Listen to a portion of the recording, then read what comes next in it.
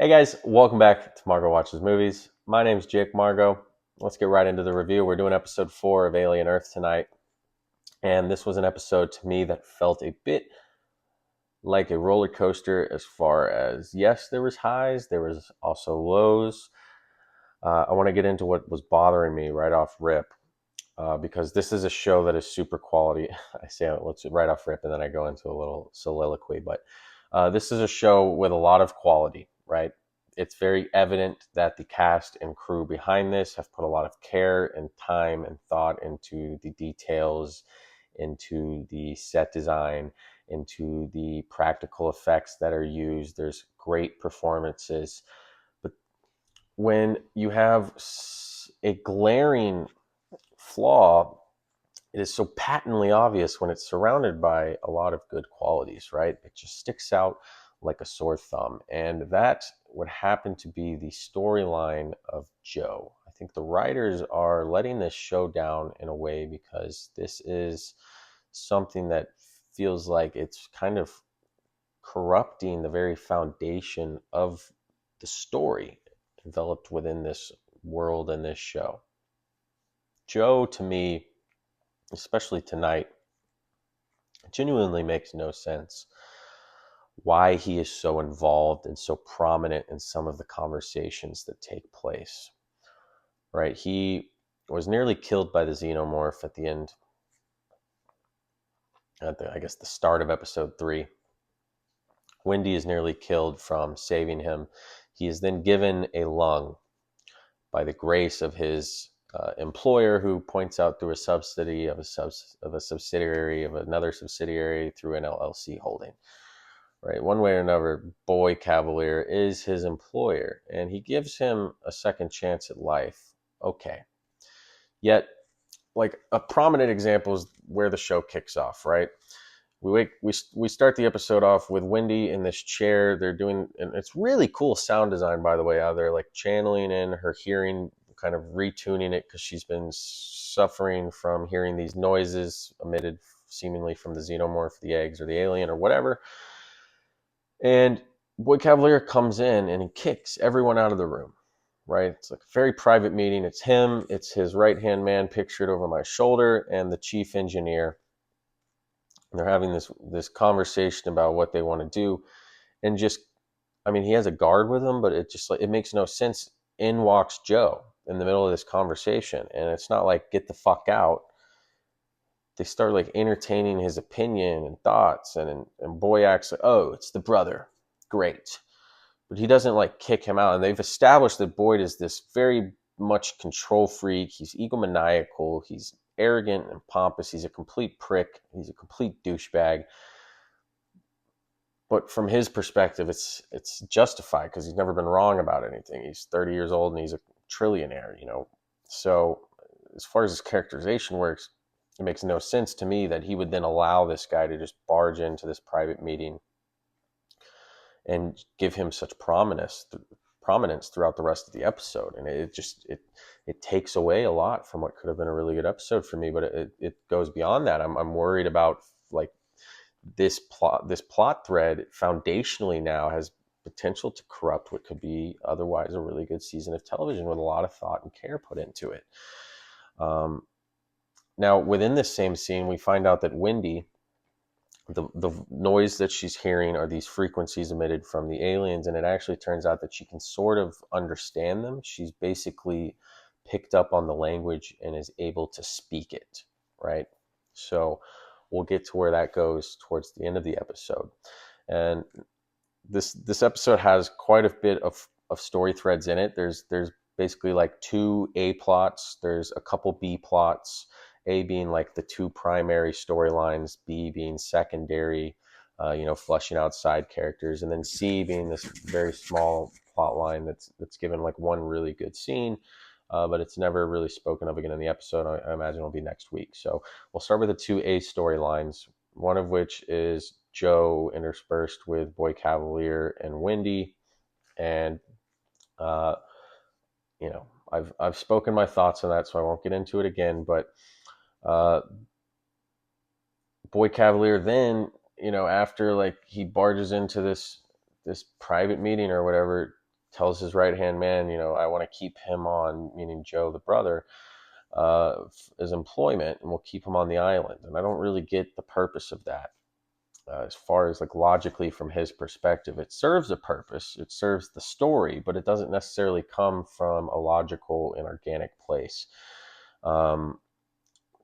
So right hand man kind of like extorts in a sense, leverages Joe, the new lung that he has in him, says, you're going to stay here and you're going to monitor Wendy to make sure that the consciousness we transferred is not just basically a copy, right? Like it's an actual essence of who his sister was, because that's what's going to separate this company from being either a $1 trillion company or, as he puts it, a blanket with arm sleeves, as in an invention that nobody wants. Kind of taking a shot at those huggable blankets from a while back. What were they called? Huggies or something? Uh, but so you have that storyline going on. And then you have Morrow, the chief security officer, who's a really cool character, and Slightly, and his manipulation of Slightly, trying to get him to basically commit corporate espionage and smuggle out or smuggle in a person to get some of these alien beings into his possession so he can return it to his employer, one of the other 4 major corporations in play besides Prodigy, the Boy Cavalier company. Right? There's a lot of ground here to cover. They're laying a lot of foundation. We have that annoying plot thread that's really ruining this show for me in some ways. So Morrow's massaging Slightly, hypothetically speaking, pause. He is manipulating Slightly to commit this corporate espionage, and he understands that this is a 12-year-old impressionable young boy. He's hitting all these little like emotional beats to try and get Slightly on his side, going the friendly route. And then as Slightly tries to break into where the eggs are being held, he's greeted by another one of the Lost Boys, who has now named himself Isaac, which I really like because it kind of separates himself from all these Peter Pan names. You get a good characterization of this Isaac character tonight, where you see some curiosity, you see this kind of emotional maturity that hasn't really taken hold in any of the other synthetics yet, where he has this desire to learn and he's wanting to be better. He's taking on a more prominent role. He wants the responsibility and he likes the position that he's in, working with Kirsch in the lab, played by Timothy Olyphant. He runs into Isaac leaving the lab. It scares him off. He calls Morrow, calls out to him, because as Red Sox fan pointed out in the comments last week, he did in fact put this tracking device / audio device on the kid's neck that allows him to communicate with him. When he calls out to Morrow, Morrow responds that he's with his mother, Slightly's mother. And he very not subtly threatens Slightly's mother, his siblings, his brothers. He's going to kill them if he doesn't do what he's asking. And then it's revealed that Kirsch, played by Timothy Olyphant, who's giving a absolutely fantastic performance as Kirsch. It's just in his little mannerisms, the twitch of an eye. He says so much without saying anything. It's just a remarkable performance by a remarkable actor. And it's ironic because I've listened to Timothy Olyphant in like interviews with Conan O'Brien, and he talks about acting, and he's like, it's so easy. They tell me what to say, they tell me what to dress, and it's a piece of cake. It's a direct quote. And I just find that ironic because what he's doing is not easy at all. It's this very controlled kind of silent performance. What he only says what he means to say, but he shows so much with his expressions. I'm just blown away by the talent of Timothy Olyphant. He's wonderful in the show. He's the best character by far. Him and Morrow have this really cool parallel, it seems to me, where they are big players in this political battle between these corporations. They are a lot smarter and a lot more intelligent than they lead on. I think Kirsch has his own motivations. I think he has his own ambitions. I don't think he's a fan of Boy Cavalier, but he puts up with him because it's necessary at the moment. I think Kirsch, long term, if this series gets to continue through multiple seasons, could end up being like a real power player. I'm not sure in which direction, whether it goes good or bad, but He has his own motivations, right? So Kirsch is caught on to the slightly being manipulated by Morrow. It's revealed as that conversation where Morrow is threatening and extorting, slightly, threatening to kill his family, that Kirsch is listening to the conversation. So I'm curious where that will go next week. The C plot I mentioned is Nibs, I believe is her name, the redheaded synthetic woman. She's losing her fucking mind. She's going crazy.